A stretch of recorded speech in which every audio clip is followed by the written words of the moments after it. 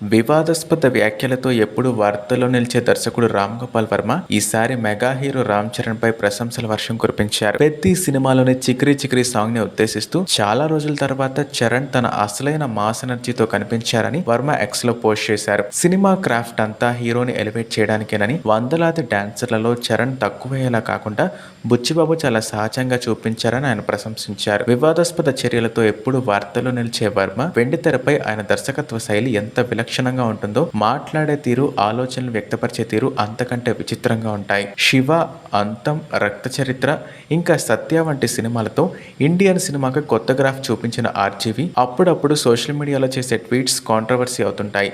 అసలు వర్మ ఎప్పుడు ఎలా మాట్లాడతారో కూడా కొన్నిసార్లు ఊహించడం కష్టంగా ఉంటుంది. అయితే ఆయన్ని ఎంతమంది తిడతారో అంతకంటే ఎక్కువ మంది అభిమానిస్తూ ఉంటారు. గతంలో ఆర్జీవి మెగా ఫ్యామిలీపై చేసిన వివాదాస్పద వ్యాఖ్యలు పెద్ద చర్చలకే దారితీశాయి. పవన్ కళ్యాణ్ ఇంకా చిరంజీవిని వ్యంగ్యంగా టార్గెట్ చేస్తూ ఆయన కొన్ని వీడియోస్ కూడా రిలీజ్ చేశారు. అయితే వర్మలో ఇటీవల స్పష్టమైన మార్పు కనిపిస్తోంది. ప్రస్తుతం శివ రిలీజ్ ప్రమోషన్స్ లో బిజీగా ఉన్న వర్మ ఇటీవల టోన్ మార్చుకున్నారు. చిరంజీవికి బహిరంగంగా క్షమాపణలు చెప్పి అందరినీ షాక్ కి గురి చేశారు. మిమ్మల్ని బాధ పెట్టినట్లయితే క్షమాపణలు కోరుకుంటున్నాను, మీ పెద్ద మనసుకు ధన్యవాదాలు అంటూ ఆర్జీవి ఎక్స్ లో ట్వీట్ చేశారు. ఆ పోస్ట్ చూసిన నెటిజన్స్ అసలు వర్మకి ఏమైంది, ఇలా మారిపోయాడేంటి అంటూ కామెంట్స్ చేస్తున్నారు. ఆ షాక్ నుంచి మెగా ఫ్యాన్స్ ఇంకా తేరుకోకముందే ఆర్జీవి మరో ట్వీట్ ఇచ్చారు.